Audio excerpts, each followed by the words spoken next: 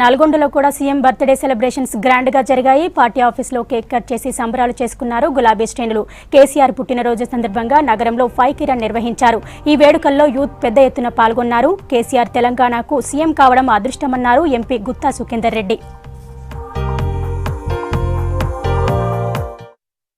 63 వసంతాలు పూర్తి చేసుకుని 64వ వసంతంలో అడుగుపెడుతున్నటువంటి శుభ సందర్భంలో వారి జన్మదినాన్ని ఘనంగా నల్లగొండ పట్టణంలో నల్లగొండ నియోజకవర్గంలో జరుపుకుంటున్నారు. నల్లగొండ జిల్లా వ్యాప్తంగా కూడా పెద్ద ఎత్తున ఈ కార్యక్రమాలు జరుగుతూ ఉన్నాయి. ముఖ్యంగా నల్లగొండ జిల్లాకు తెలంగాణ రాష్ట్రం వచ్చిన తర్వాత ముఖ్యమంత్రి చంద్రశేఖరరావు గారు అయిన తర్వాత కరువు పీడిత ప్రాంతాలైనటువంటి దేవరకొండ మునుగోడుకు డిండి ఎత్తిపోతల పథకం ద్వారా దాదాపు 6,500 కోట్లతోని, అదేవిధంగా ప్రాణహిత చేవెళ్ల కాళేశ్వరం ద్వారా మరొక 2,50,000 ఎకరాలకు, అదేవిధంగా SRSP phase 2 ద్వారా 2,50,000 ఎకరాలకు, ఎన్నో సంవత్సరాల నుంచి అసంపూర్తిగా ఉన్నటువంటి పిల్లాయపల్లి, బునియాదోన్ కాలువ, ధర్మారెడ్డి కాలువలకు 300 కోట్లు గౌరవ ముఖ్యమంత్రి గారు కేటాయించి వచ్చే 9 మాసాల్లో పనులు పూర్తి చేయడానికి టెండర్లను కూడా పిలవడం జరిగింది. అందరూ కూడా పెద్ద ఎత్తున పోయిస్తూ ఉన్నారు.